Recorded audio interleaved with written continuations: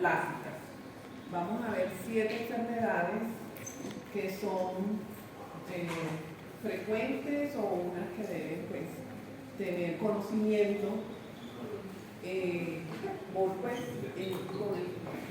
respecto al perfil de médico general, que es pues, el que ustedes van a ingresar, porque como les decía, las enfermedades de la piel son muchísimas.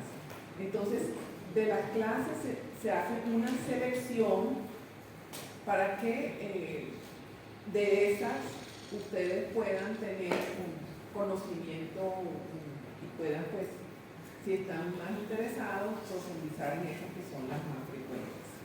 Entonces, la clase tiene, hay un intermedio y en el intermedio voy a llamar lista. Entonces, vamos a iniciar. La primera enfermedad con la cual vamos a iniciar es la dermatitis de contacto. La dermatitis de contacto es una enfermedad muy frecuente.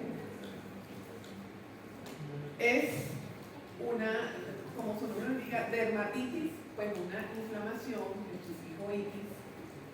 Si uno quiere hablar de enfermedades de la piel que no están bien establecidas, puede utilizar el término dermatosis, pero ya si le dice dermatitis, ya está más limitado a un proceso inflamatorio.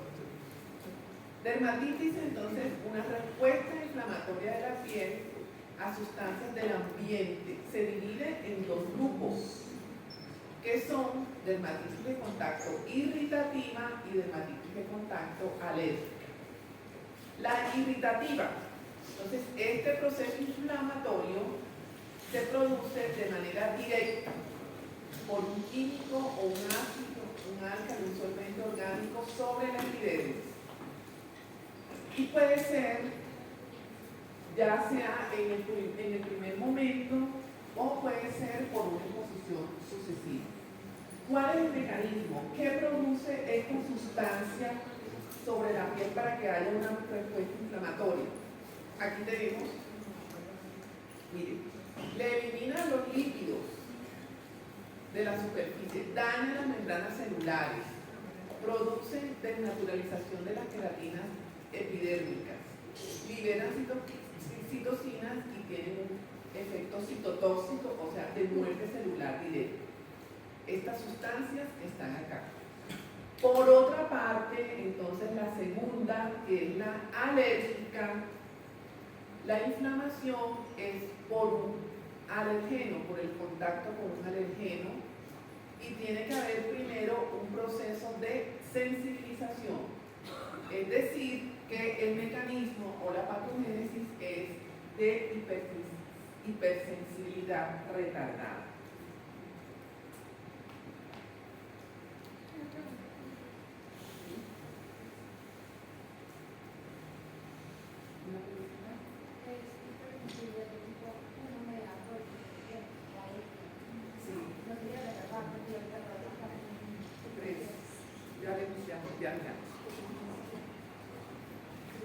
Ya miramos la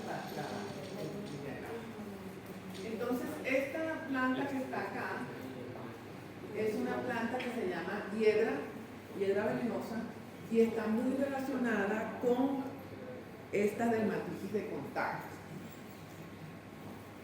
Tenemos entonces acá los irritantes más frecuentes y los alergenos más frecuentes.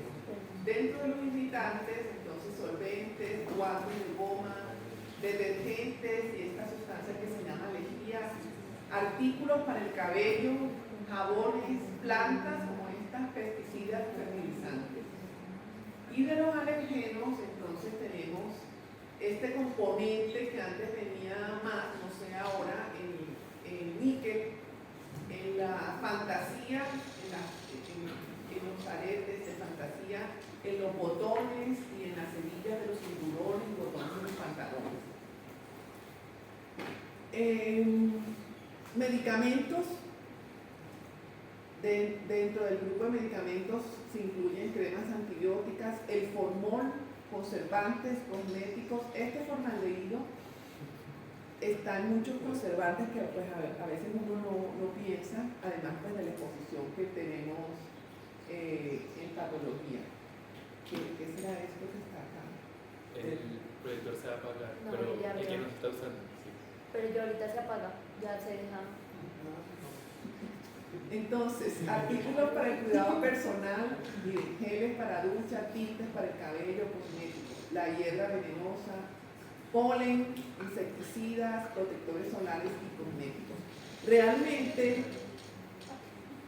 hay una gran variedad de sustancias que pueden producir dermatitis de contacto, ya sea alérgica o irritativa. Y también tiene que ver con la persona, muy individual, de a cuál sustancia reacciona. Entonces aquí está la fisiopatología, la pregunta de la respuesta de hipersensibilidad, entonces miren acá. Tenemos aquí la epidermis, los queratinocitos, y tenemos unas sustancias del ambiente que son estas que están aquí en verde, que se denominan aptenos, que son pues, están constituidas por fragmentos antigénicos, y esas sustancias por alguna razón estimulan los queratinocitos. Los queratinocitos reaccionan a esta sustancia y pues inducen una respuesta proinflamatoria con producción de citocinas. Acá tenemos entonces también a las células de Langerhans. Entonces, esas células de Langerhans y otras células, ellas reaccionan con estas sustancias, presentan a los dendrocitos dérmicos, entonces aquí viene una respuesta por un lado ellas van a los ganglios linfáticos, los dendrocitos, y también hay estimulación de los mastocitos, de los dendrocitos dérmicos, la IgG del mastocito, y de esa manera luego se produce la reacción de hipersensibilidad. Luego estos que van al ganglio linfático, entonces aquí tenemos en el ganglio linfático las células de Langerhans y otras células dendríticas dérmicas que llevan presentan estos antígenos en el ganglio de los linfocitos, y los linfocitos, entonces esta respuesta de estos linfocitos es la que constituye ya la sensibilización de la presentación y todo este proceso, y esto va a llevar a una respuesta TH17 y se produce la reacción. Entonces, es una respuesta inflamatoria mediada por linfocitos T de tipo 4, por supuesto con acción también de la inmunoglobulina E y los mastocitos. Esto es como es la patogénesis, que es realmente una base inmunológica. Entonces, donde pues ustedes pueden aplicar la inmunología. Ahora, ¿cómo esta parte de presentación de antígenos, de hipersensibilización se refleja? Entonces se refleja estructuralmente en el tejido de esta manera. La representación de esto en el tejido, aquí vemos la epidermis, vemos que aquí hay unos escasos linfocitos con unos escasos eosinófilos, por eso es que no se logra identificar, pero miren aquí los punticos más oscuros son linfocitos y este que está más rojito son unos poquitos eosinófilos. Ahí deberían plagas más. Entonces, esa es la respuesta celular de linfocitos T. Esos linfocitos T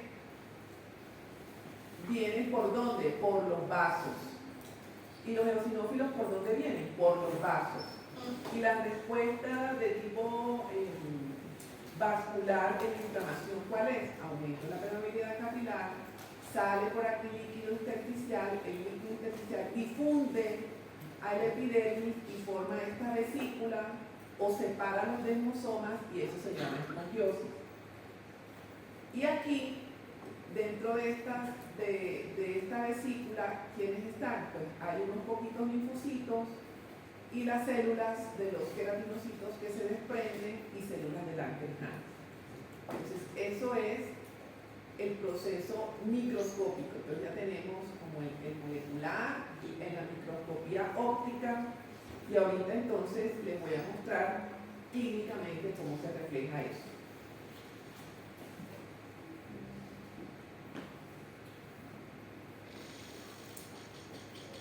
Entonces, como estamos hablando de una reacción inmune, esta reacción inmune generalmente afecta la piel relacionada con donde está la sensibilización,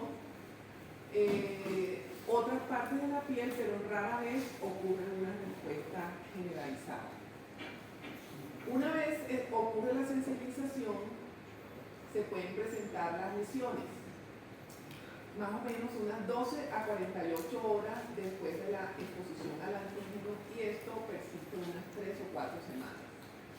Puede ocurrir con unas pocas exposiciones, o sea, del alergeno, o con muchas exposiciones.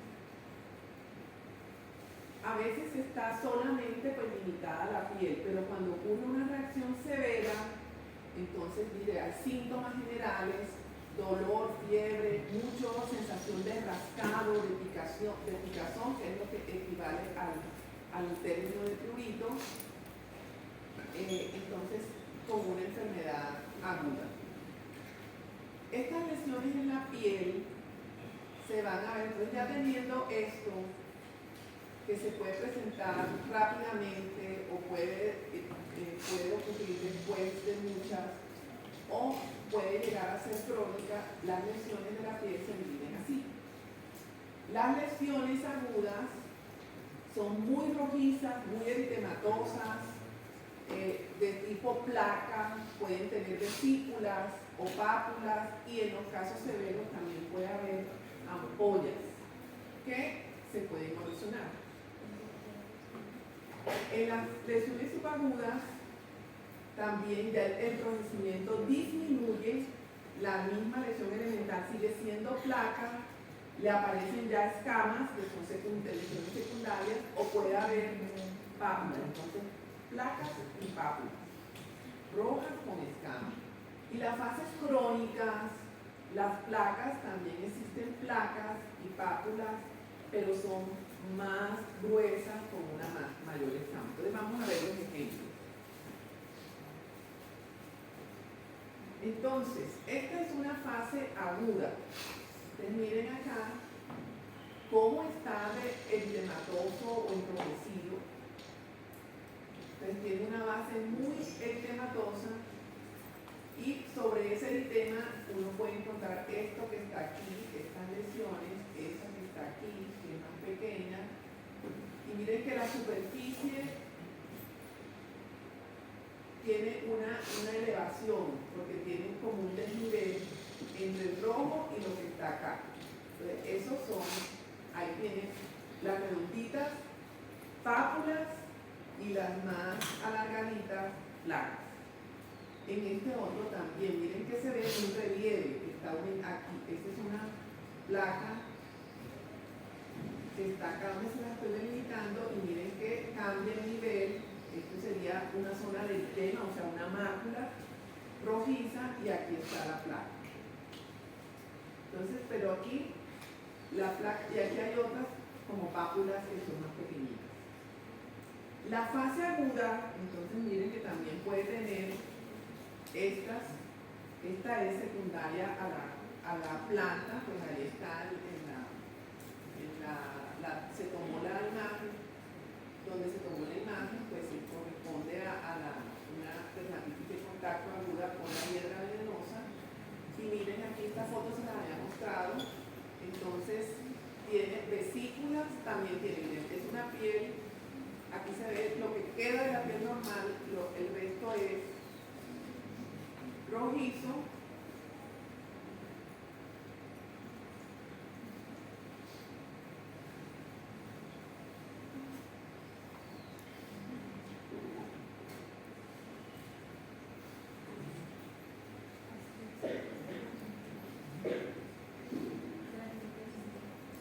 Y tiene aquí, miren, la mayoría son vesículas, miren las que son da la sensación de que están ocupadas por líquidos y confluyen para formar ampollas.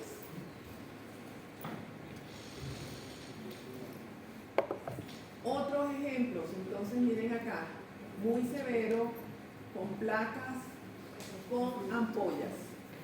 Estas ya son fases subagudas en las cuales, miren, disminuye, se ve que tiene ahí una lesión, disminuye el color rojizo intenso, es menos, y tiene aquí también unas pequeñas, como unas irregularidades que son unas papulitas pequeñas.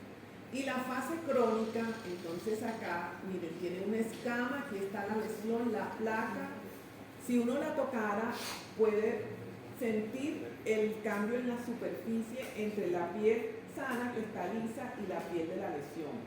Se siente elevada, rugosa por la hiperkeratosis que está acá. Y acá también, miren, se ve gruesa y rugosa. Entonces, esas son lesiones crónicas.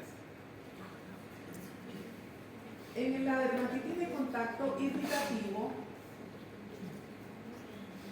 está confinada al área expuesta. Habíamos visto que en la área irritativa está la piel, donde tiene la exposición, y alrededor también se puede presentar.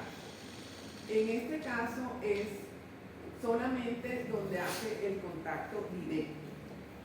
Y más o menos ocurre después de unas 24 horas. Las manos son un sitio importante de dermatitis de contacto irritativo.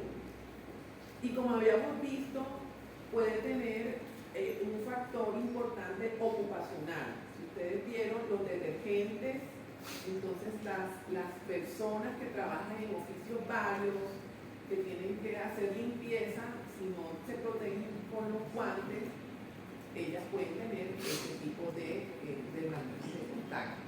También los que están en los dos alérgicos irritativos, los elementos para el cabello de las peluquerías, estos también tienen que protegerse porque pueden producirse reacciones de contacto tanto alérgica como irritativo por factor ocupacional.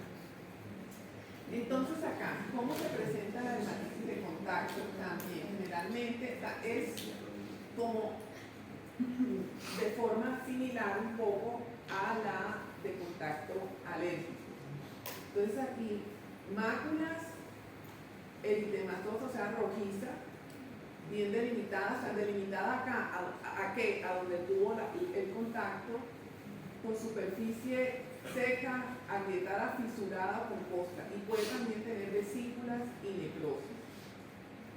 Y aquí tenemos un ejemplo, miren, la correa del reloj, que hace una reacción entre la correa o la manilla, se acumulan ahí sustancias, en este caso residuos de jabón, y eso es lo que produce la irritación. Entonces pueden ver el cambio, pueden ver el enrojecimiento, pueden ver la forma como tiene circunferencial relacionada con el objeto que tiene puesto, y pueden ver acá también en estas zonas unas pequeñas escamas.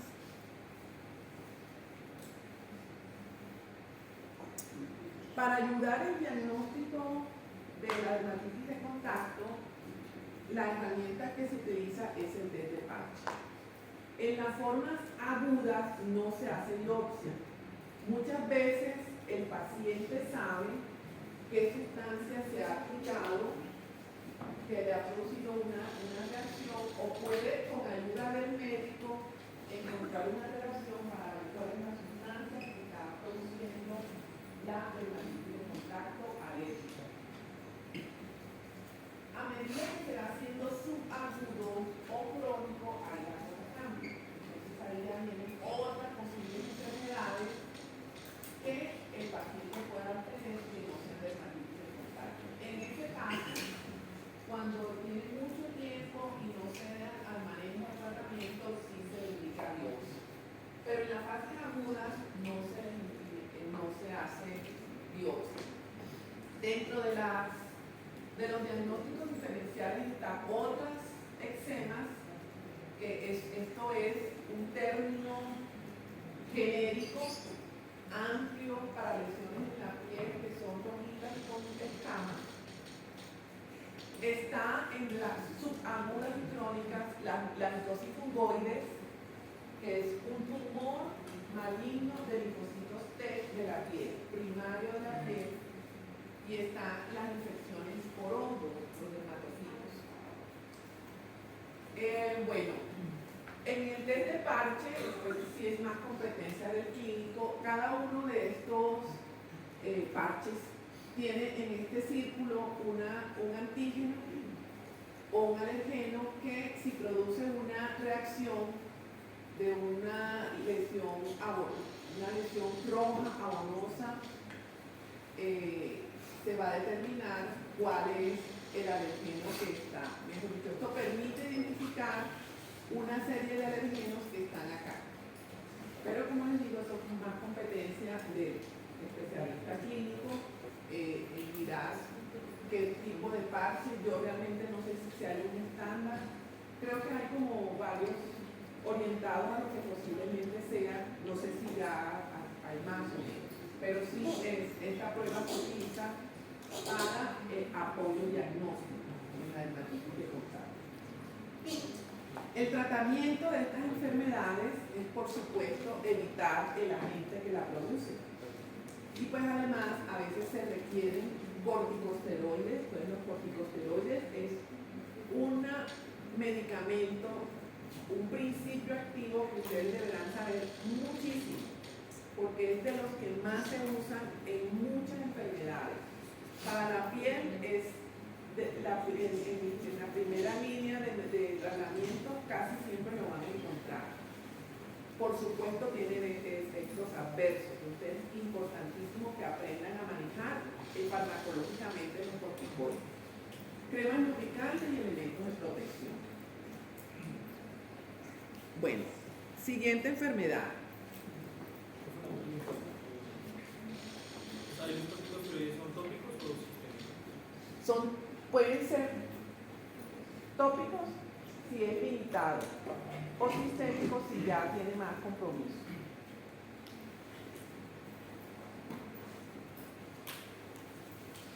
La dermatitis atópica también es muy frecuente, sobre todo en pediatría.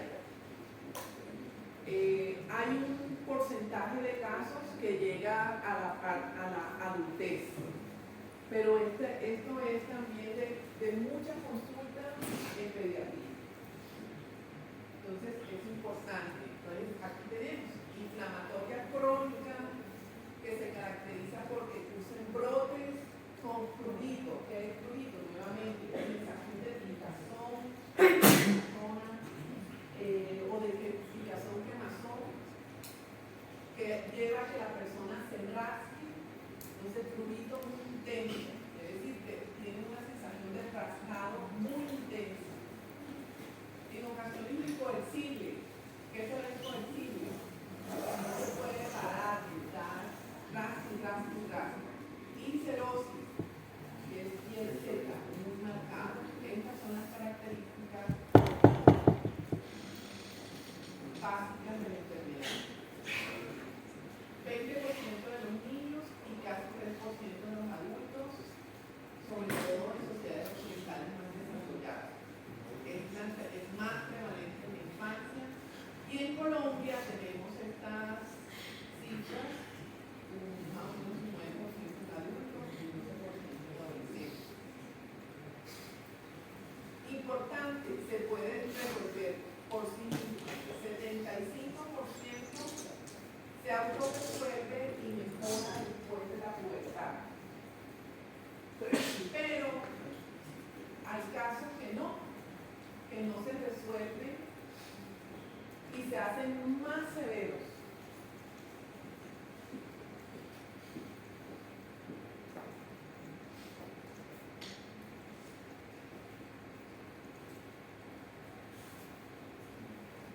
¿Cómo se produce la enfermedad? ¿Cuáles son los mecanismos? Entonces aquí tenemos predisposición genética, es muy importante. Hay unas mutaciones en el gen de la filagrina. ese gen de la filagrina está involucrado en la producción de qué parte de la piel, de qué parte de la epidermis.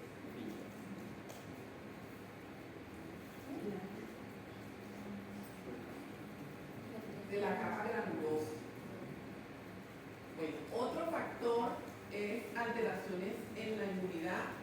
Fundamentalmente se dice que hay una respuesta de tipo TH2 en las fases agudas y TH2 y TH1 en las fases crónicas. Disfunción de la barrera epidérmica, que favorece la colonización por estafilococos aureus en un gran número de los pacientes, y los factores ambientales. La polución interviene ahí en esta dermatitis atópica. Sustancias también que se apliquen sobre la piel que pueden causar la sequedad. Entonces, como aquí estamos viendo en esta parte como un ciclo, miren aquí que sigue uno de otro, que es la perpetuación del prurito o rascado. Entonces aquí tenemos como los factores involucrados. Entonces esto que está acá hace que haya una producción, una inflamación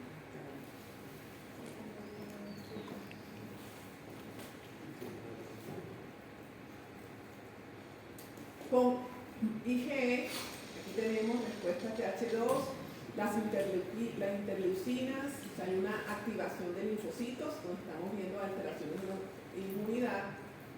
Hay también interacción de la IgG. Todo esto hace que se produzca el prurito. También se libera histamina. El prurito lleva a que haya rascado, y el rascado, que ya vimos que le adiciona un traumatismo a la piel, un daño mecánico. A su vez, esto hace que nuevamente se estimulen otras citocinas proinflamatorias con reclutamiento linfocitario.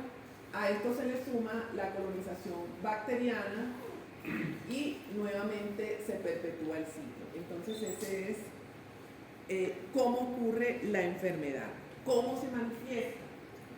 Entonces estamos viendo que es de la piel, esto ocurre pues, principalmente en la piel. Entonces las manifestaciones, entonces, miren aquí, tiene unas localizaciones en los niños muy características que los van a ayudar a hacer el diagnóstico.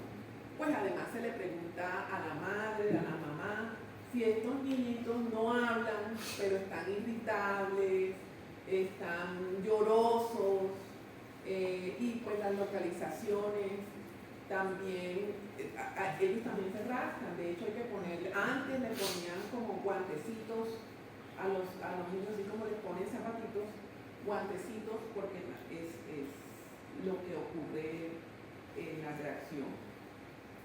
Entonces miren ahí las localizaciones más características. Miren aquí las mejillas, escala en las mejillas, superficies extensoras de las articulaciones, miren aquí los codos, también el pliegue antecubital, las rodillas, el pliegue popliteo. Miren aquí cómo se ven las mejillas del niño, se ven muy rojas.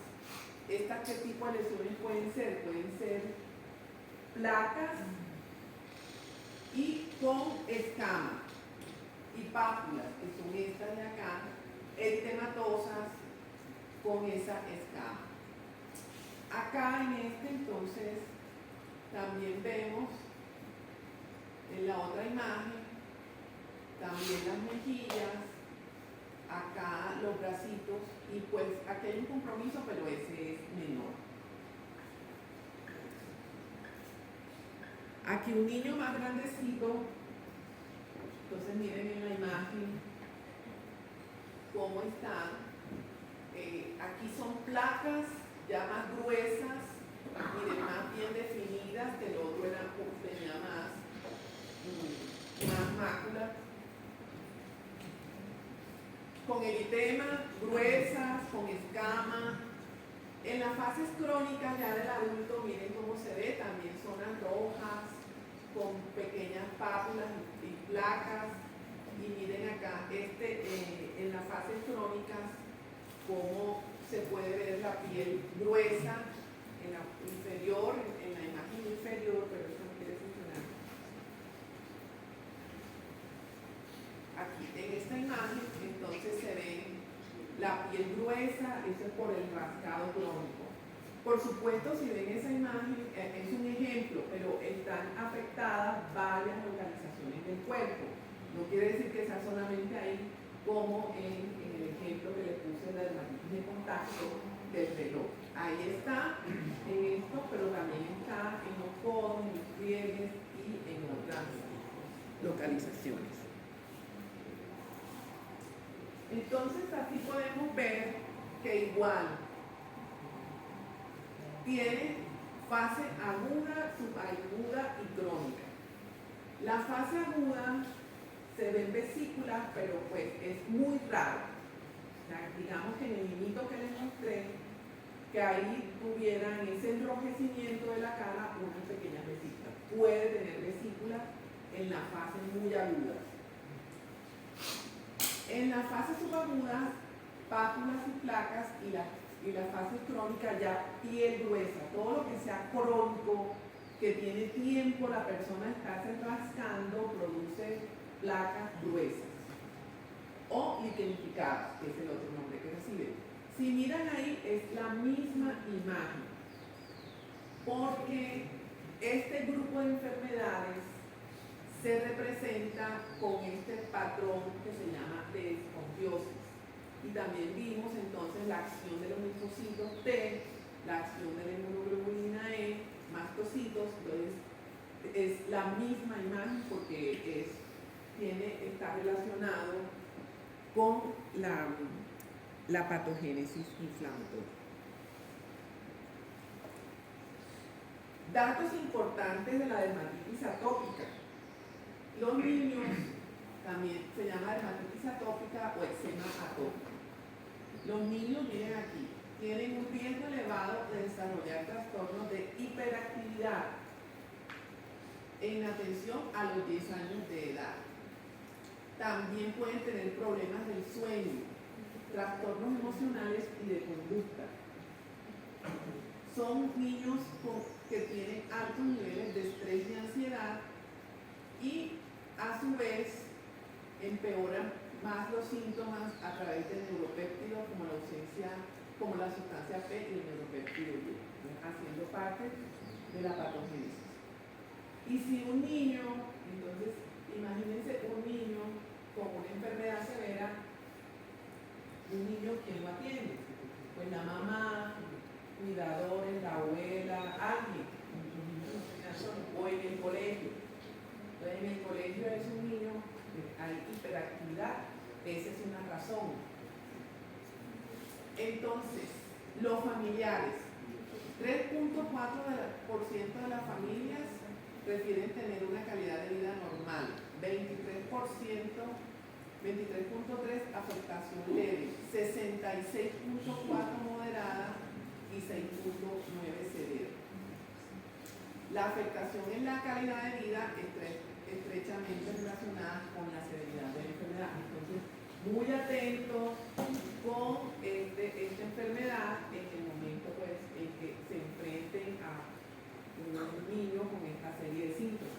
Puede ser eso. Entonces, hay que revisar toda la piel. Seguimos con otra enfermedad. No sé si tienen alguna pregunta antes. ¿Alguien tiene un familiar? También se le denomina atópicos. ¿Alguien tiene algún familiar o tiene alguien que conozca? Yo he visto que generalmente no es solo la dermatitis, sino que también suelen tener otras patologías, digamos, conjuntivitis, conjuntivitis. O sea, es como más, ¿sabes? Parece que fuera como una especie de síndrome atópico. Sí, Inclusive hay unos tienen un plieguecito acá en el párpado que también lo menciona mucho, además de estos cambios.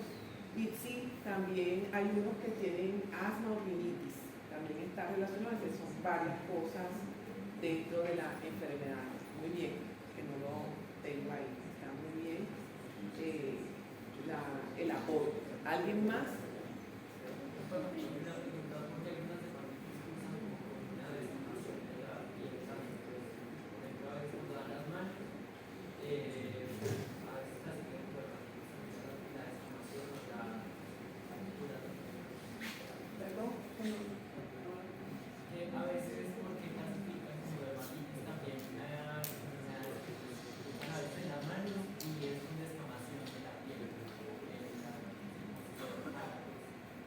Bueno, entonces resulta que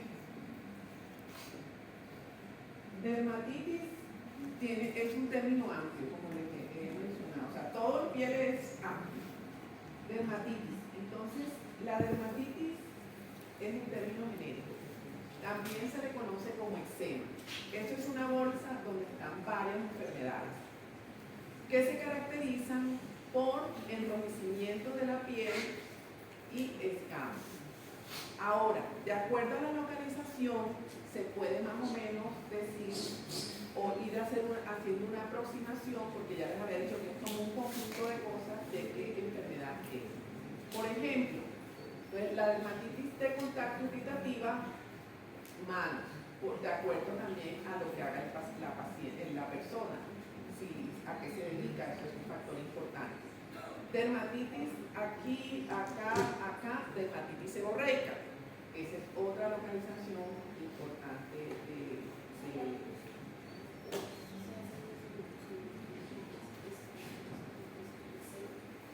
en los pliegues, aquí en la frente, en la parte más grasosa, esa se llama dermatitis seborreica.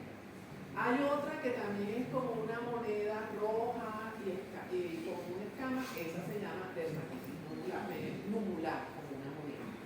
Entonces, son una serie de enfermedades y todas estas son rojas, con escama, ya sea mácula o sea placa y pápulas. Pero para ponerle el nombre se requieren varias cosas. Entonces, por eso es que la de las manos también es roja y también se llama dermatitis. Tienen un apellido, entonces ese apellido es el que hay que ir como buscando cómo se le pone.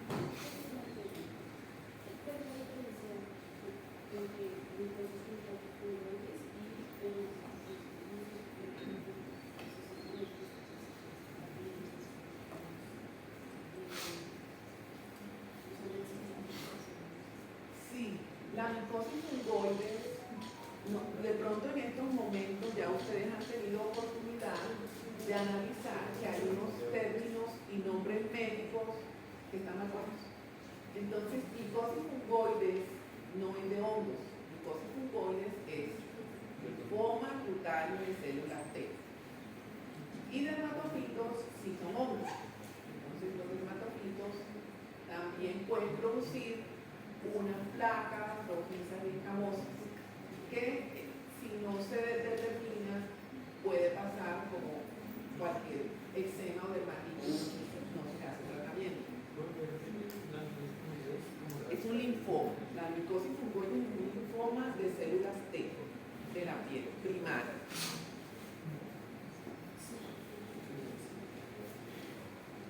Psoriasis. También es muy frecuente psoriasis. Psoriasis es una enfermedad que se considera autoinmune. La frecuencia es de esa referencia de 1 al 2% de las personas de todas las edades en Estados Unidos, todas las edades. En Colombia, 3 a 2% de la consulta dermatológica, y la consulta dermatológica es bastante. ¿Cómo se produce? Aquí hemos mencionado antígenos. Pues efectivamente hay unos antígenos también desconocidos, y esos antígenos también con quién reaccionan, nuevamente los queratinocitos de la piel. Los queratinocitos son unas células muy importantes Entonces con ellos estimulan los antígenos y hay una estimulación de la respuesta inmune. Miren, dice tormenta de citoquinas. Vamos a mirar entonces la patogénesis. No entendí, perdón. Bueno. Este diagrama es muy importante para conocer la patogénesis o mecanismos de la psoriasis. Miren que también hay unos factores ambientales aquí.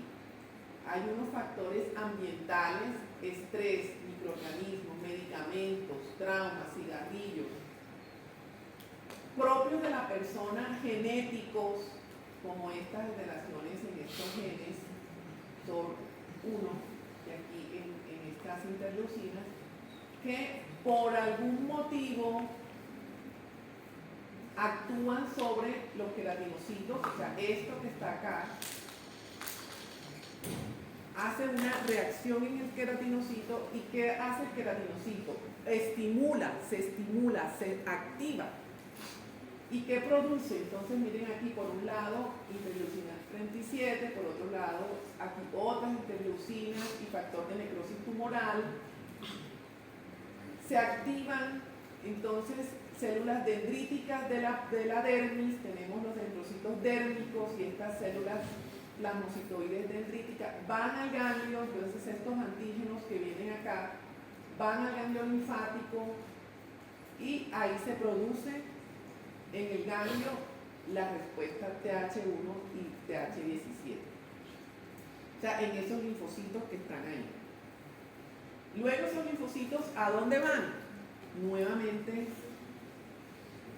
a la piel. Miren, acá. Y aquí, ¿qué hacen? Pues miren aquí. Células efectoras recirculan y migran a la piel. Y estos son, pues, aquí tenemos TH1, linfocitos TH17, y miren sus vías, la vía del interferón, luego la mente las interleucinas. Ay, no, esto sí, este señalador cada vez está peor.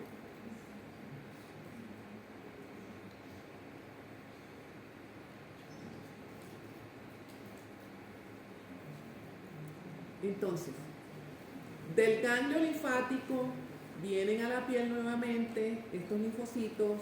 Aquí estos son los dendrocitos dérmicos y su señalización actúa sobre quién, sobre la epidermis, sobre los queratinocitos, produciendo una respuesta hiperproliferativa.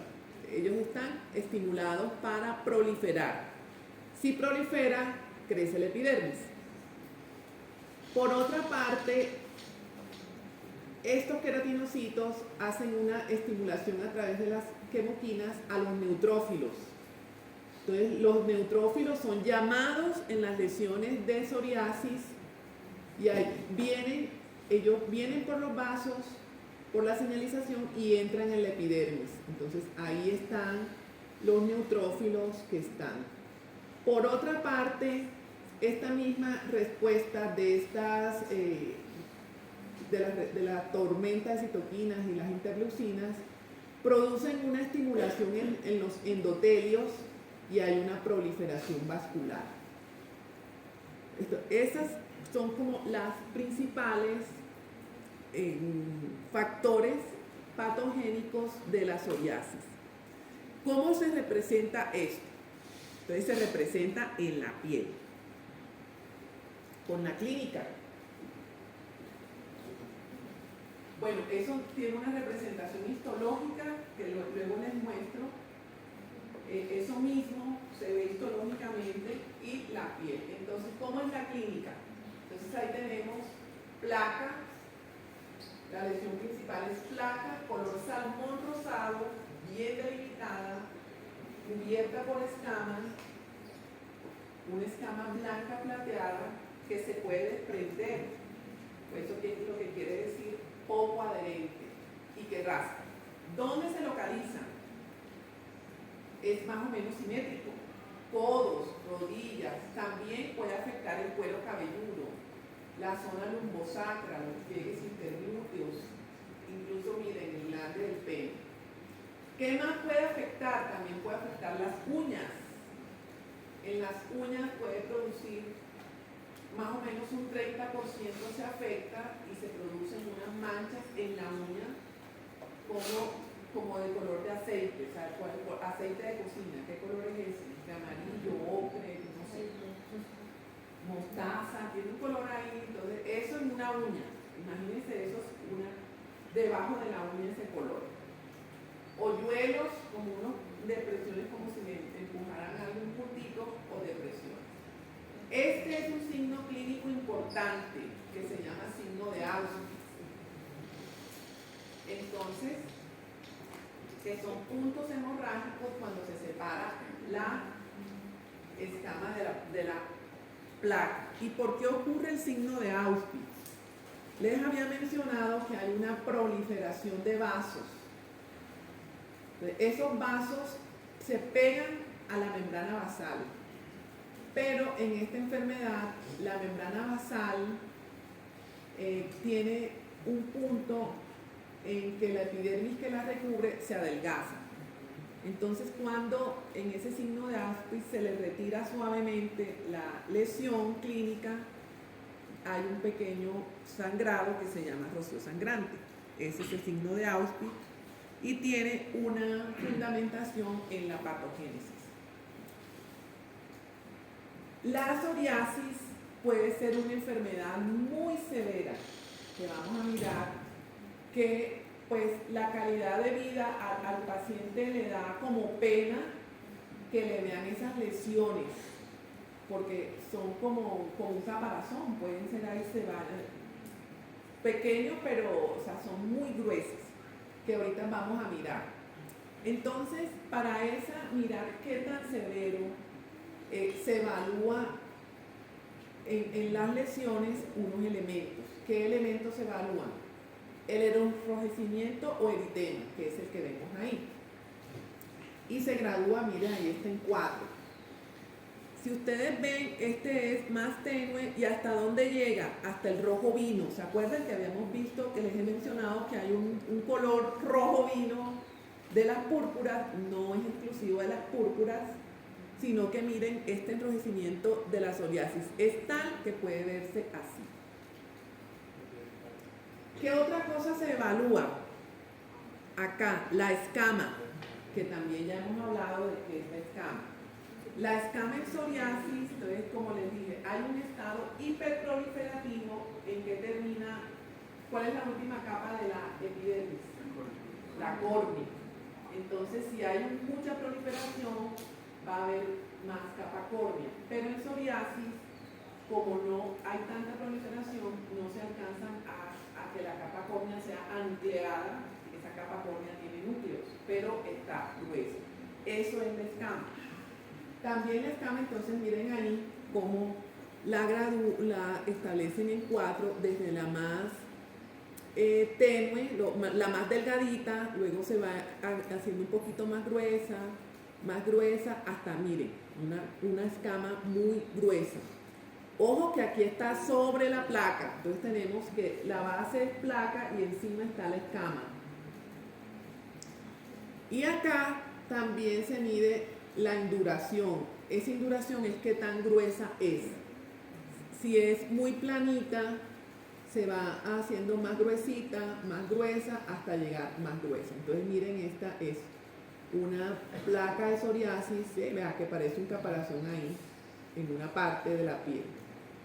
Y con eso se hace este índice PASI, que por supuesto manejan más los dermatólogos, pero pues esta enfermedad es muy importante conocerla. Entonces todo esto se correlaciona, o sea, todo se integra lo que les mencioné de la fisiopatología, cómo se ve la clínica y cómo se ve la patología. Entonces en la patología, la inflamación, aquí vemos unos poquitos linfocitos, los vasos, miren que los vasos que les mencioné, ¿dónde están aquí? Miren que acá, si se desprendiera esto un poquito, saldría un sangradito, que es el Auschwitz. La epidermis está hiperplásica por el estado hiperproliferativo, se puede encontrar más mitosis.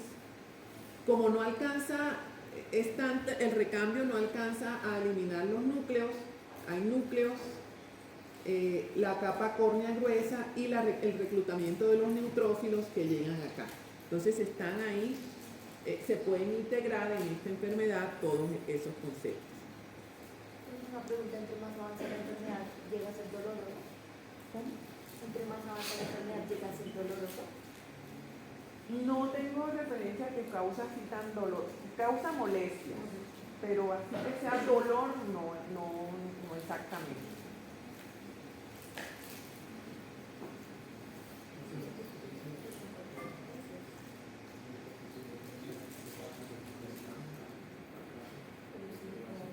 Sí, la capa córnea es lo que se ve reflejado en la escama.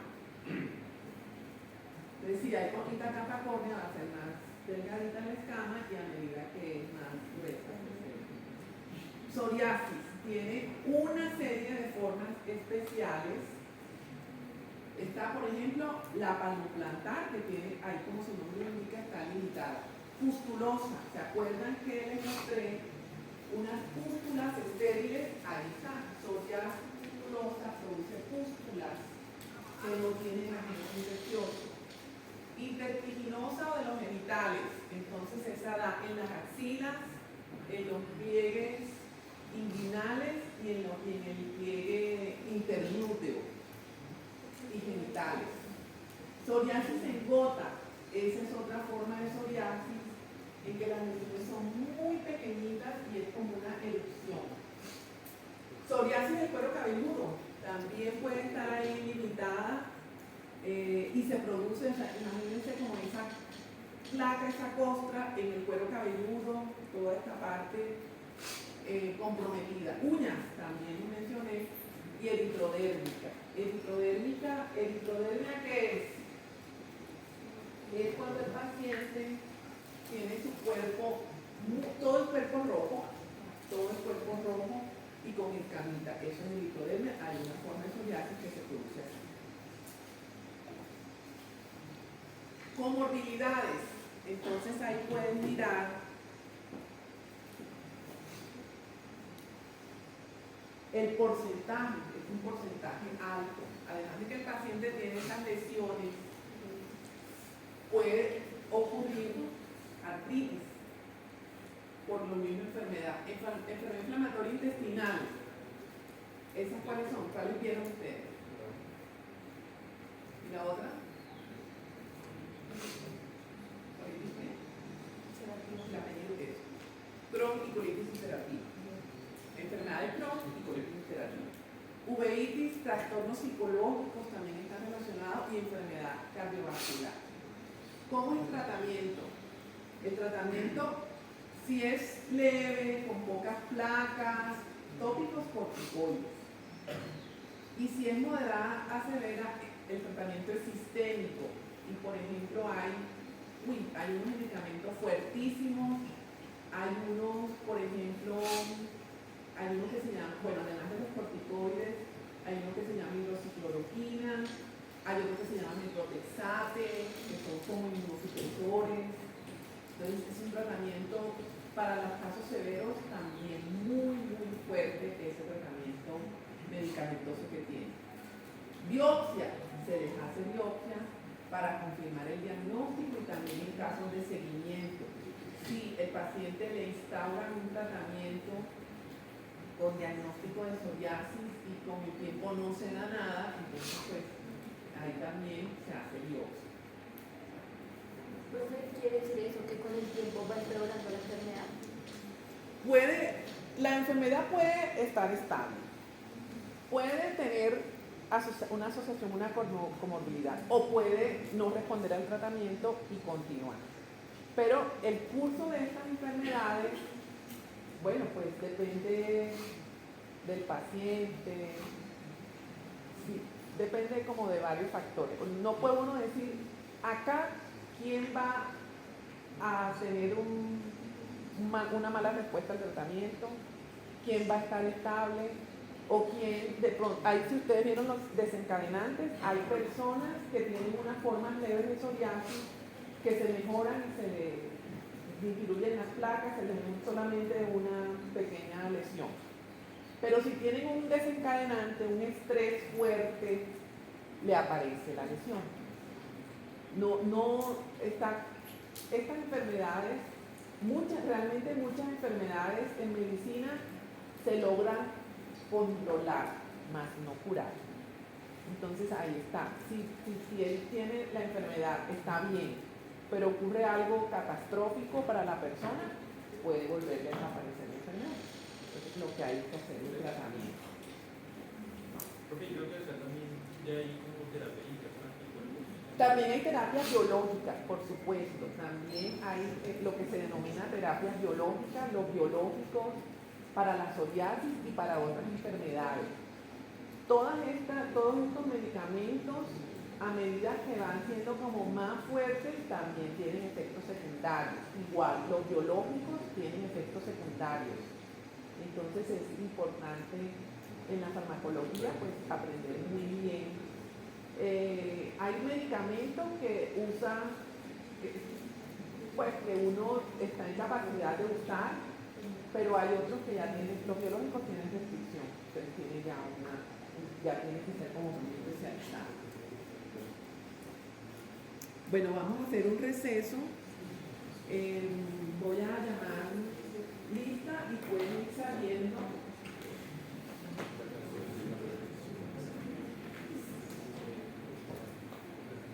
Podemos abrir la puerta, por favor, porque ya van a ser las 9, tenemos una hora. Les voy a llamar.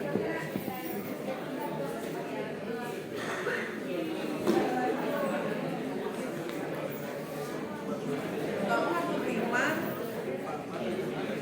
con el lupus. Bueno, hay otras preguntas muy importantes, pero pues vamos a avanzar y luego las resolvemos. Lupus eritematoso. Entonces, como pueden ver ahí, el lupus eritematoso es una enfermedad realmente multisistémica, autoinmune. Tiene una susceptibilidad genética y tiene, miren, esas alteraciones en el HLA que favorecen a estas personas para que tengan la enfermedad. El mismo cuerpo produce una cantidad innumerable de autoanticuerpos, como dice ahí, y particularmente anticuerpos antinucleares. Esta es una enfermedad crónica que puede tener un inicio abrupto, agudo, o puede ser ahí larvado con el tiempo, que no se sabe realmente, unos síntomas que parecen que sí, parecen que no. Eso es insidioso, lo que quiere decir insidioso. Revisiones y recaídas, y aquí están los principales sistemas que afectan, porque vamos a ver que afectan muchos sistemas: piel, articulaciones, riñones, membranas serosas. Y la mayoría de las lesiones viscerales son mediadas por complejos inmunes. Complejos inmunes.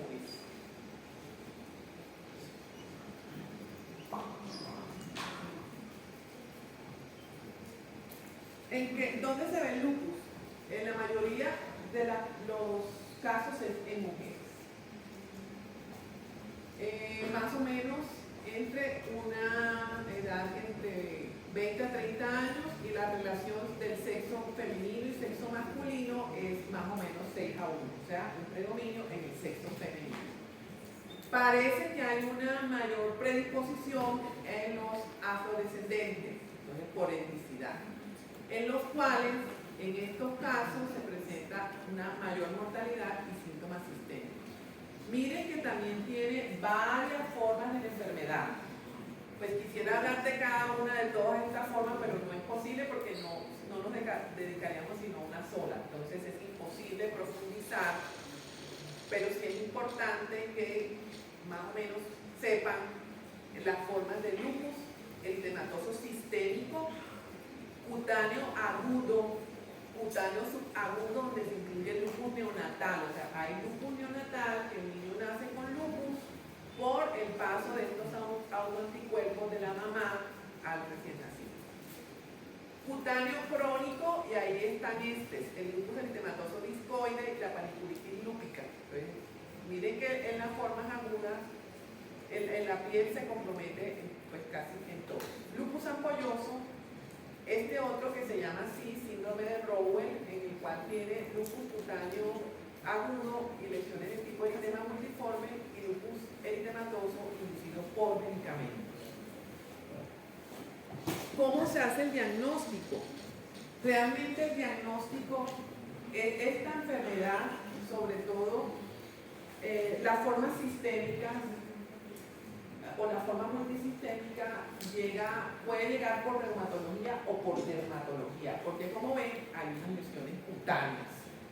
Estos criterios han cambiado y en este último consenso que está ahí, que es del 2019,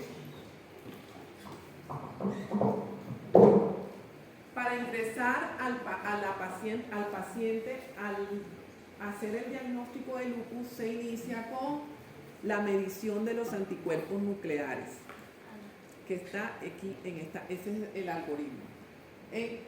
Esos anticuerpos antinucleares en título mayor o igual a 80, pues por supuesto con una sintomatología sugestiva, o sea, a nadie le hacen al azar todo el mundo anticuerpos antinucleares, no. Hay unos síntomas que se pueden decir, no, este paciente hay que investigarle porque puede ser por ese lado. Y por eso entonces miren todos los otros parámetros que aparecen abajo, en los cuales están los diferentes síntomas, miren, constitucionales, hematológicos, neuropsiquiátricos, mucocutáneos, que pues es el énfasis de esta clase, serosos, musculoesqueléticos, renales. ¿Ya vieron renal? Bueno. Otros, estos test que se hacen por laboratorio, que son los anticuerpos antifosfolípidos, proteínas del complemento y autoanticuerpos específicos que hay que medir. Esto da una puntuación y de acuerdo, si es más de 10, entonces ahí entraría en este diagnóstico. Desde el punto de vista de la piel,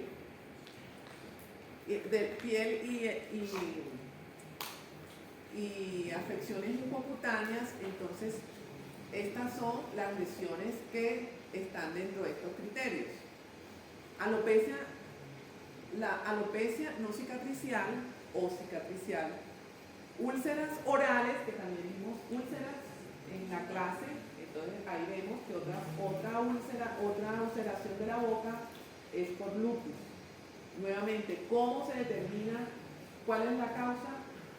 Con la historia clínica, preguntándole a los demás elementos que pueda tener de afección del cuerpo con los laboratorios clínicos, y entonces ahí, en el caso de la úlcera, después no, tiene un diagnóstico de lupus, entonces la úlcera seguramente será.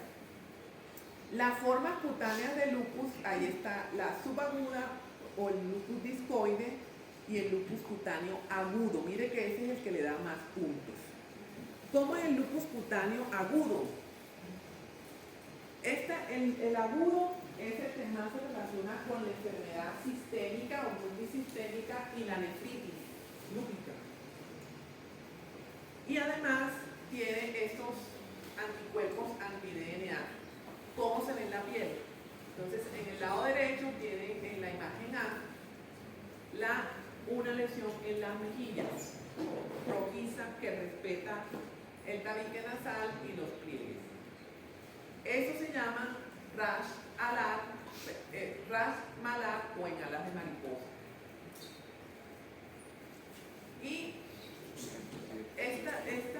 los pacientes con lupus tienen una mayor sensibilidad a la acción de la exposición solar. Entonces pueden tener sobre las lesiones fotosensibilidad, con exposición solar se pueden poner más rojas, o como aquella paciente del lado derecho pueden tener estas sobre las lesiones de la mejilla. En este caso ya por la sensibilidad se afectó también otras partes de la cara y por eso le ven esas cosas. La lesión esta que podemos decir acá del lado A es como muy limpia, se quisiera ver de esa manera en todos los pacientes, pero pues no se logra siempre y la otra lesión es como más difícil. Pero ¿cómo se logra, llega el diagnóstico? Pues con los otros síntomas que presente el paciente. La forma subaguda, entonces el rash malar es el enrojecimiento o mácula solamente.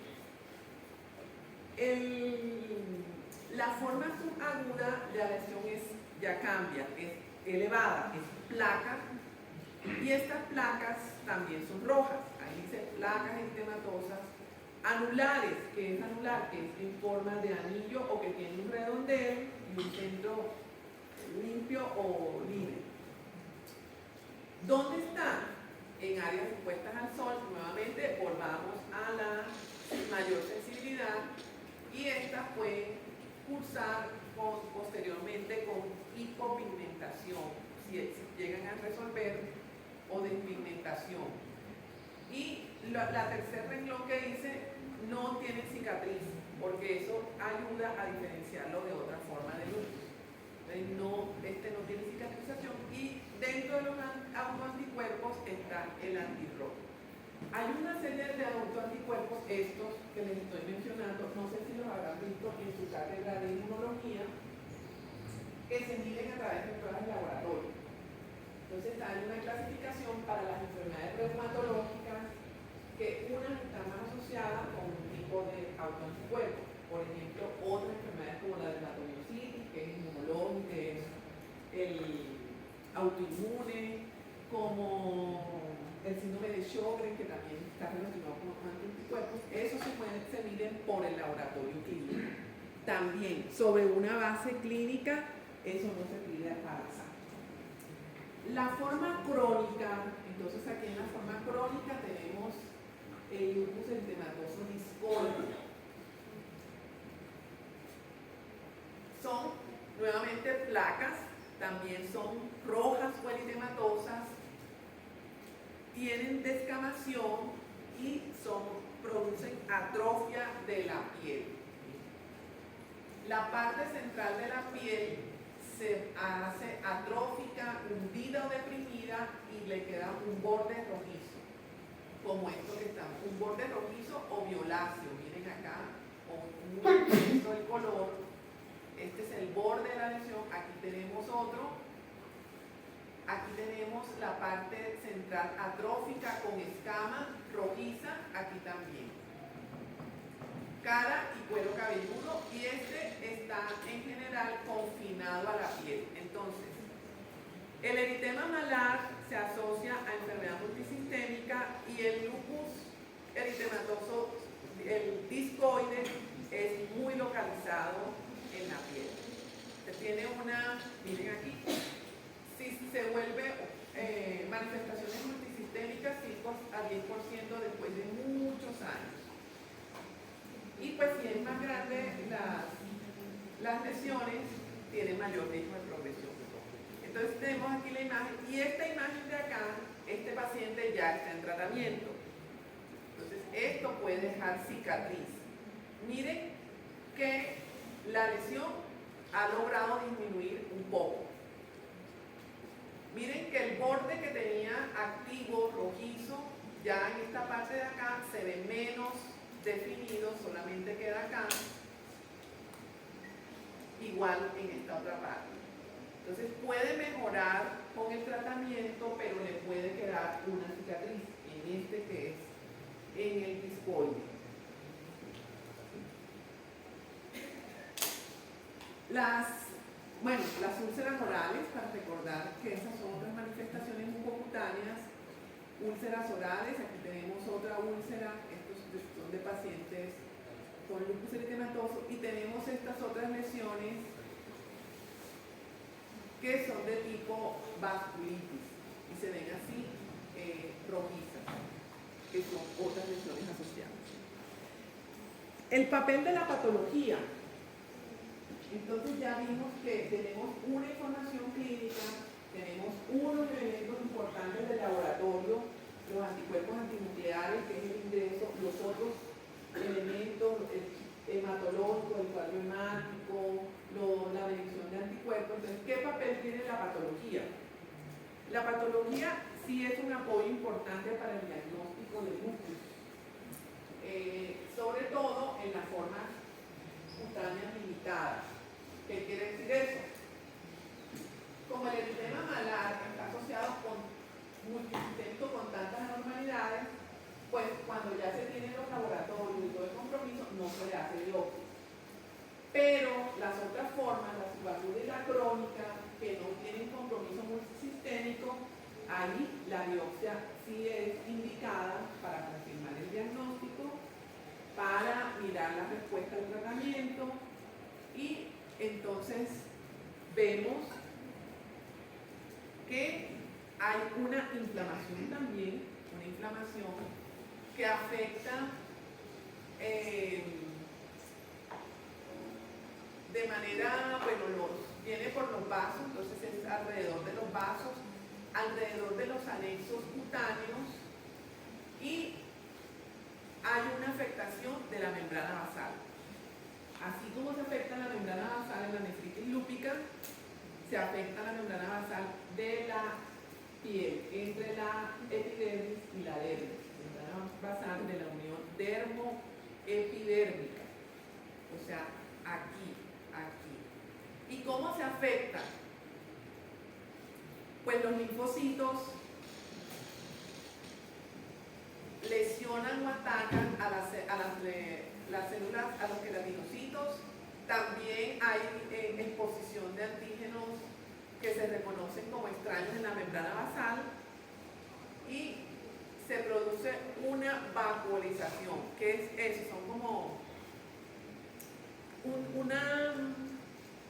un deterioro de la membrana basal o una degeneración. Hagan de cuenta como las bombitas de jabón de la burbuja que hacen los niños, pero en la membrana basal. Se hacen unas burbujas entre los queratinocitos, la membrana basal, y eso se llama vacuolización de la membrana basal. La epidermis, entonces ya les hablé que había atrofia, entonces la epidermis también se hace atrofia, y hay muerte celular en la epidermis. Aquí vemos la inflamación y bueno, los infiltrados. También esta enfermedad se caracteriza histológicamente porque hay aumento en los depósitos de los mucopolisacáridos de la piel que están en el colágeno, en la matriz extracelular. También lo podemos identificar con tinciones desde patología como el azul de Alciano, que es una técnica de histoquímica para reconocer esas mucinas ácidas.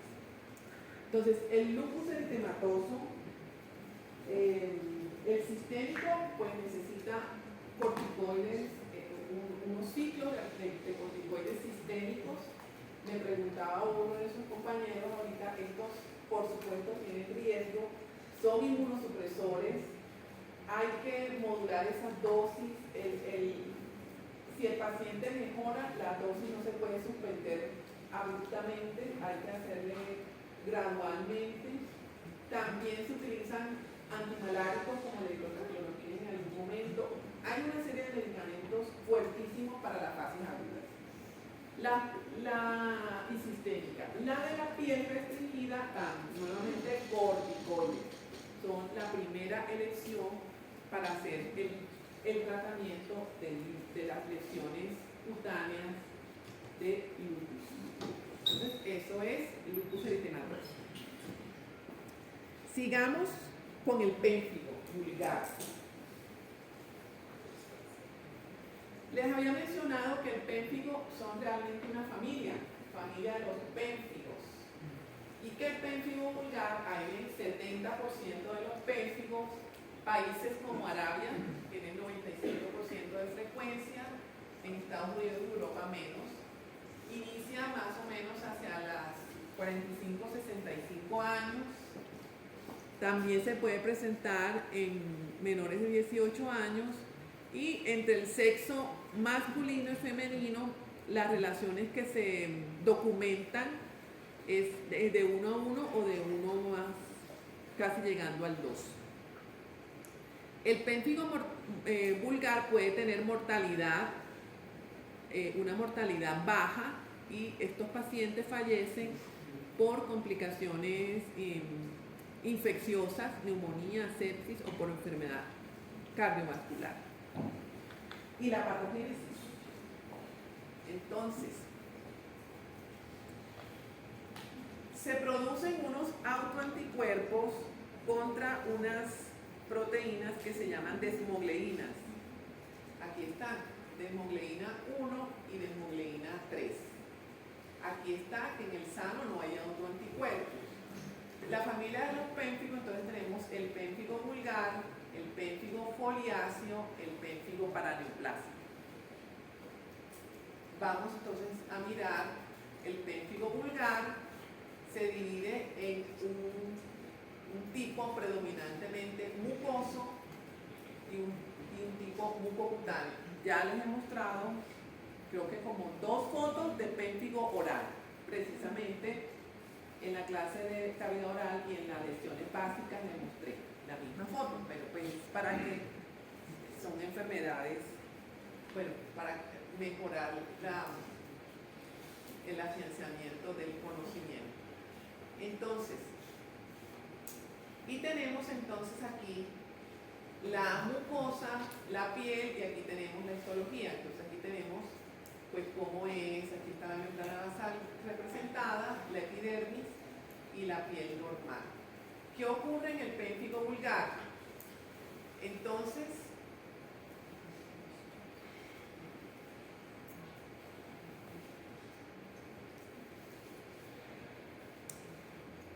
estos autoanticuerpos contra las desmogleínas, ¿qué es lo que producen? Producen un proceso, vamos a decir, una alteración que se denomina acantolisis. Esos anticuerpos reaccionan en las uniones intercelulares, en los desmosomas. Dañan los desmosomas, rompen los desmosomas, queda el queratinocito suelto y eso es lo que se conoce como acantolisis, que es cuando se ven aquí estos cuadritos que están aquí.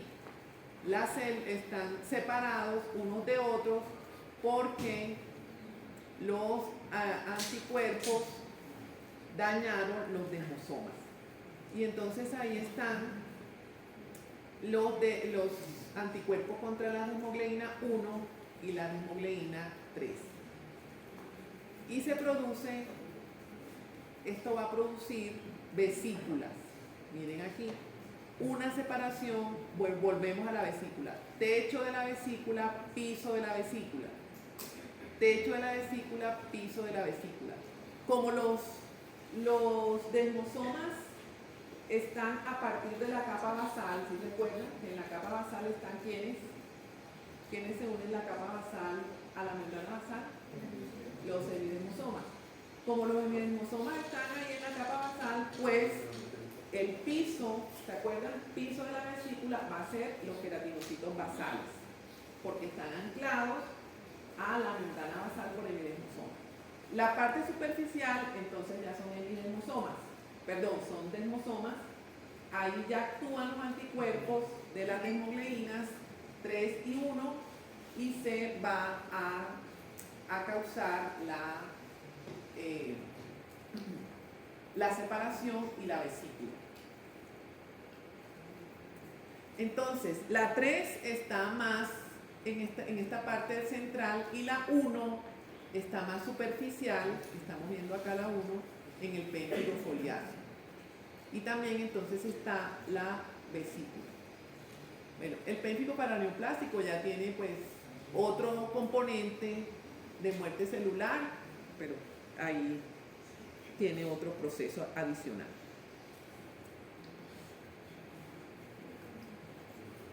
Entonces, aquí estamos hablando de vesículas y ampollas. Ya que les dije separación, queda un espacio, eso se llena de líquido, eso es lo que es la vesícula.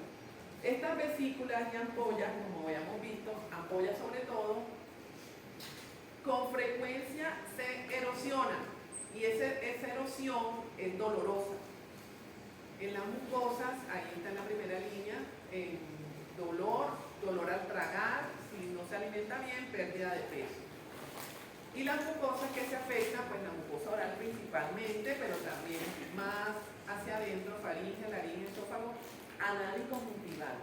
Está porque pues esa estructura de las hemogleinas está en toda la piel y todas las mucosas.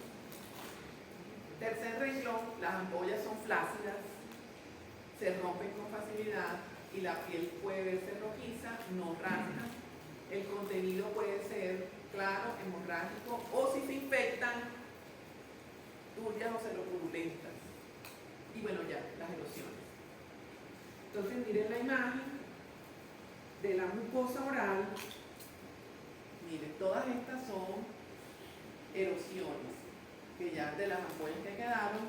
Y acá también, ya unas muy desocupadas y las otras aquí con como sangrado, son ya las erosiones.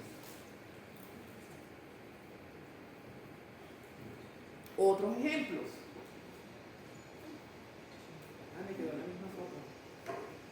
Bueno, acá más, en esta zona más amplio, miren, recuerden que este es solamente un pedacito para mostrarle una fotografía clara, pero todo el cuerpo va a tener ampollas. Aquí esta es más pequeña vesícula, ampollas y vesículas. ¿Qué van a predominar? Las ampollas. ¿Va a haber vesículas? Sí, por supuesto, porque la vesícula, la ampolla empieza como vesícula y luego se hace grande, pero van a predominar las ampollas. Aquí, miren que si se ve el tamaño más grande, son ampollas que ya están desocupadas, su líquido ya con costra, y estas otras que están erosionadas, miren acá. Entonces, ese paciente va a llegar a la consulta con muchas ampollas en su cuerpo, algunas erosionadas y con compromiso de las mucosas. El diagnóstico, ¿cómo se hace? Entonces ya tenemos una parte que es la información clínica. La patología es importante porque permite pues confirmar el diagnóstico. Ya se acuerdan que también les he hablado que hay un grupo de enfermedades que se llama vesicoampollosa, es decir, que ahí hay varias. Entonces la patología ayuda, se hace biopsia. Miren aquí que es la misma foto cómo queda la capa basal, y todas estas células sueltas son las células acantolíticas. Y aquí tenemos el techo de la vesícula, el piso. Otro ejemplo, el techo de la vesícula, el piso de la vesícula y en el centro células inflamatorias. Esta técnica de abajo, ¿qué es? Es inmunofluorescencia. Entonces, en la inmunofluorescencia se ve que este es el colágeno. Esta foto también se las había para recordar cómo están en los desmosomas y la desmogleína está aquí, y los anticuerpos IgG los vamos a encontrar acá. Entonces ahí vamos a ver que se resalta un color verde o fluorescente. Entonces, en las enfermedades vesicoampollosa se hace inmunofluorescencia para ayudar al diagnóstico. Y también se miden los anticuerpos. Estos anticuerpos se pueden medir por esta técnica de laboratorio que se llama ELISA. Y bueno, y entonces aquí la primera parte de la inmunofluorescencia. Medicamentos. Nuevamente, corticosteroides es el pilar terapéutico también en esta enfermedad, aunque también se usa este anticuerpo anti-CD20 rituximab en enfermedades moderadas a severas. Entonces, ese es el péptido vulgar. No sé si tengan preguntas. Bueno, luego pasamos.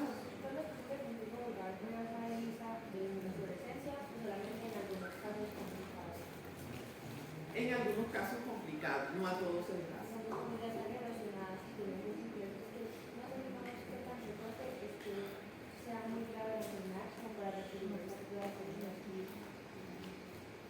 No por el hecho de ser grave, es para hacer un diagnóstico completo.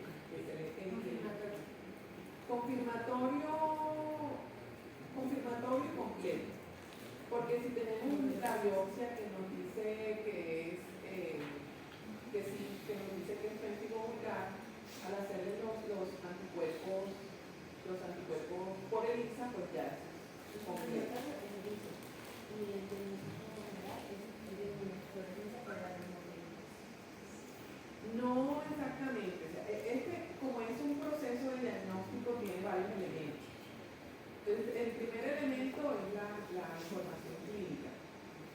a ese elemento que pruebas apoyan en la información clínica. Entonces lo apoya la patología y los laboratorios.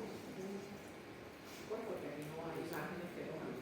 Pero pues en el proceso de un diagnóstico, las herramientas que se tienen auxiliares más grandes son laboratorio, patología y radiología o imagen.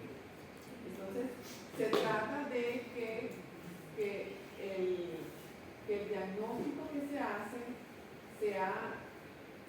tenga la mayor como certeza de que es ese y no otro. Entonces, para lograr esa certeza están estas otras herramientas. Bueno, vamos entonces las siguientes enfermedades, entonces vamos a trabajar así. Entonces tenemos este caso.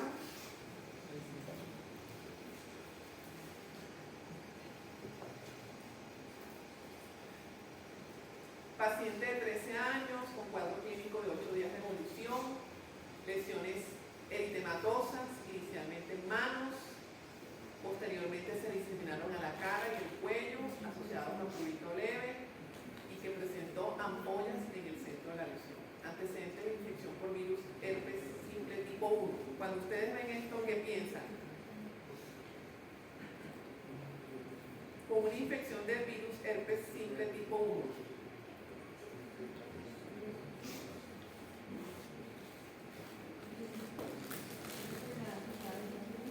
Sigue el virus herpes simple tipo 1 produce vesícula. ¿Qué más pueden pensar? ¿Ya vieron el módulo del virus? Sí. Bueno, con más razón, ¿qué más pueden pensar? No, bueno, una asociación, pero ¿qué más? Virus, infección. reactivo. ¿Cómo? Reactivo. Pues Que estaba latente, pues. sí, eso hace parte del proceso de infección del virus herpes. Tipo 1, ¿con eso qué piensan? Puede tener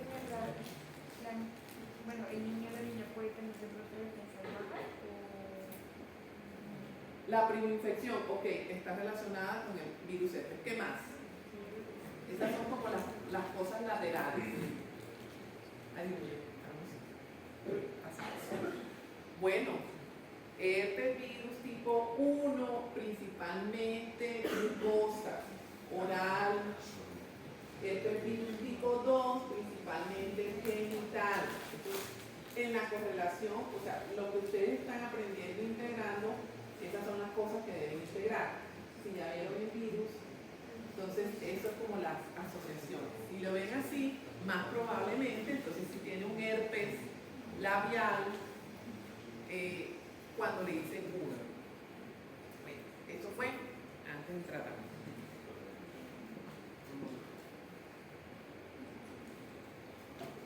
El examen físico, entonces aquí ténganlo presente, esto que está acá, y es este. Entonces, ustedes miren las lesiones. Aquí les puse aquí una guía ahí, para que traten de mirar esto aquí. Entonces, hay unas, entonces miren cómo son las lesiones, son circulares con una costra, se van uniendo unas con otras, son complejas, tienen una base eritematosa, están en la cara de la paciente, ahí están otras, aquí tiene como una pequeña erosión, o sea, en la historia clínica se les dijo que había como una ampolla que había en el centro, se ampollaron, aquí hay una que ya se erosionó y eso. Entonces miren que son múltiples lesiones de diferentes formas, más sobre todo circulares. Y característicamente estas tienen un centro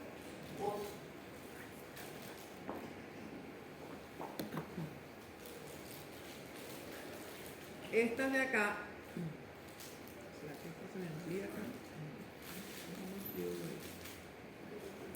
entonces miren, son redonditas, tienen un punto en el centro, tienen un arito halo claro y tienen uno más oscuro. O sea, tienen 3 zonas.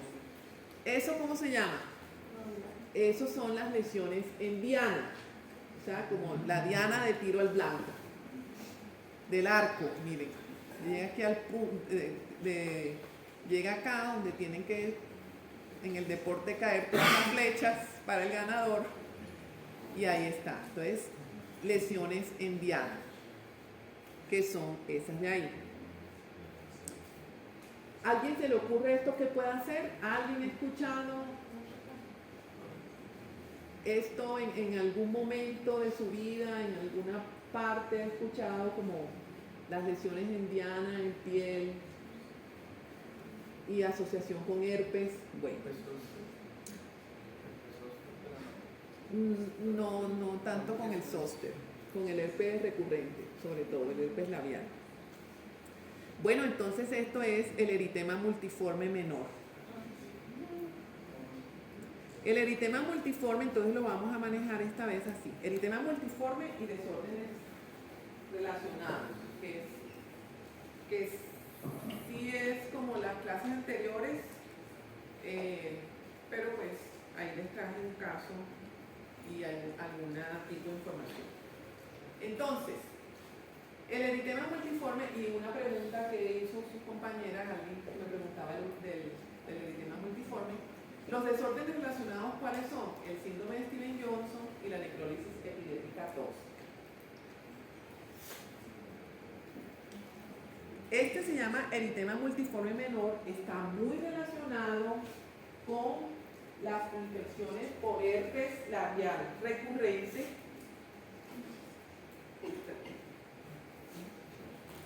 Aunque también hay algunos medicamentos. Es una enfermedad aguda, autolimitada, tiene esto que se llama lesiones en diana, son lesiones, y se llama aquí diana típica. ¿Qué es diana típica? Que tiene 3, un centro, un halo claro y 3 zonas, y una área más rojiza. Sin compromiso mucoso o muy leve. Estas 2 enfermedades son graves, sobre todo por medicamentos. Las personas se mueren entre un 5 a 40% y principalmente por sepsis. También tienen dianas en las lesiones de la piel, o empiezan pues como dianas en lesiones de la piel, porque esas progresan rápidamente, y las dianas atípicas es porque solamente tienen 2 zonas. Como son tan graves, rápidamente evolucionan a que hay una necrosis epidérmica grave. Cuando la piel se muere, se desprende y queda una superficie intensamente roja, se pierde la epidermis y vienen compromisos sistémicos. Si hay un compromiso de la superficie corporal menor, o sea, alrededor del 10%, se llama síndrome de Stevens-Johnson. Y si el compromiso de la superficie corporal alcanza el 30% y más, se llama necrólisis epidérmica tóxica.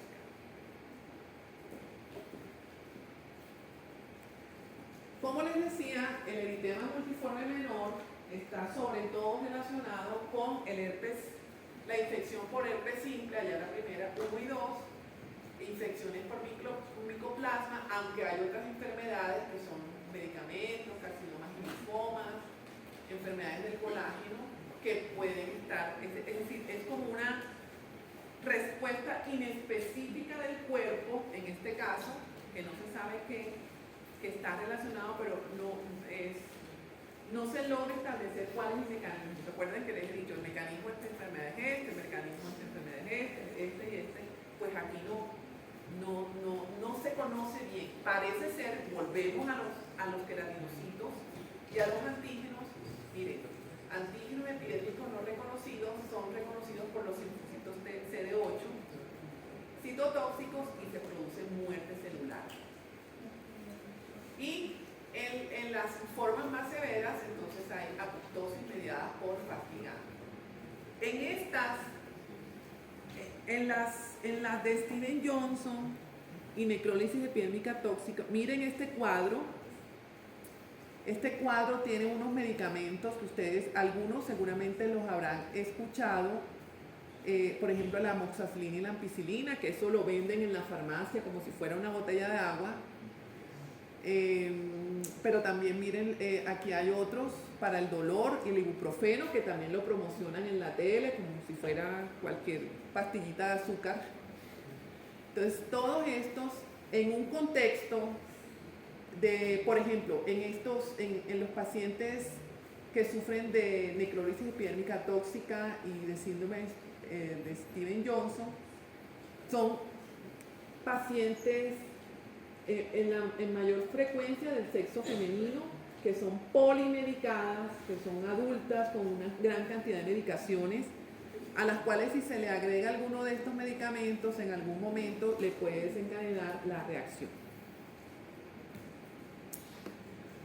La patología. La patología para el eritema multiforme menor se realiza, para la otra no, porque prácticamente en las fotos que vamos a mirar, pues la piel no se le puede tocar, es un diagnóstico más clínico. Aquí en esta lo que muestra es que hay muerte celular de algunas células, también estos linfocitos poquitos que hay aquí dañan la membrana basal y eso es lo que se ve. En las formas graves, pues la epidermis se muere toda, se muere en bloque. Y esa, pues, es la diferencia, lo que cambia es como la severidad.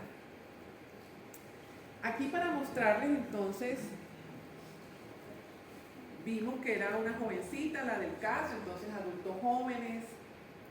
Hay algo, en el nombre de la lesión, como dice multiforme, es porque además de las dianas, que mírenlas acá, tiene las dianas con sus 3 zonas, tiene la paciente dentro de sus lesiones puede tener máculas, pápulas, vesículas sobre la diana o no, y ampollas.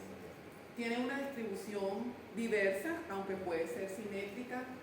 Esta enfermedad, más o menos, estas lesiones duran unas 2 semanas. Después de las 2 semanas pueden desaparecer o ir desapareciendo lentamente, gradualmente, hasta 6 semanas. Y puede que le vuelva a aparecer, que es lo que es recurrente. Pero este es el menor, recuerden, este es el menor. Ese es como su curso, esas son como sus características. Y acá miren las dianas, 3 zonas. Estas son las dianas típicas. Como todas las enfermedades, esto son más o menos una diana ahí irregular, aquí con una ampolla, pero este es otro tipo de lesión, se llama erupción fija. Y aquí miren, también se parecen a las dianas, pero está en otra enfermedad que se llama síndrome de Sweet. Ahí está la característica del síndrome de Sweet. Como todo en medicina, usted piensa que es una enfermedad, tiene que pensar 2 que puedan ser parecidas, pero que no son.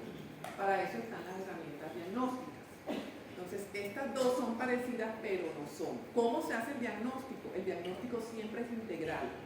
Siempre es la clínica y siempre son las herramientas diagnósticas que dependen de la enfermedad. Aquí pues estamos viendo lo que es biopsia de piel y en biopsia de piel lo que son histoquímica, inmunofluorescencia y además vemos lo de laboratorio.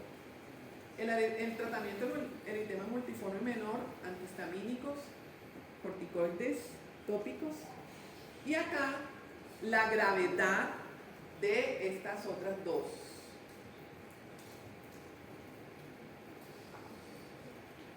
Estas. Miren, entonces estamos viendo que es un paciente grave. Ya habíamos visto que es alta mortalidad. Miren entonces cómo la piel se desprende de la superficie epidérmica. Entonces aquí, estas pues más temprana, más tardío. Miren aquí cómo, acá también cómo se le empieza a desprender la piel.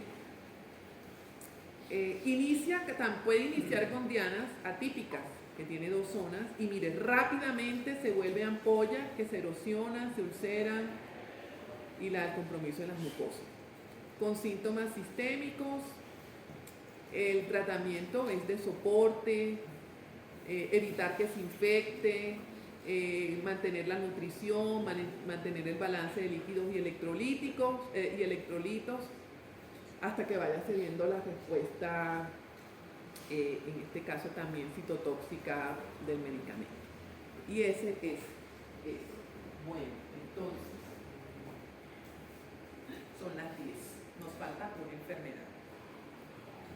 Bueno, no sé si haya clases aquí ahora y no sé si quieran que la mañana antes de las neoplasias la tratemos o si quieren que la tratemos ahora. Entonces ustedes deciden.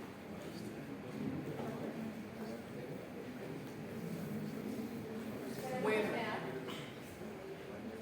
mañana esta que queda son las piñas.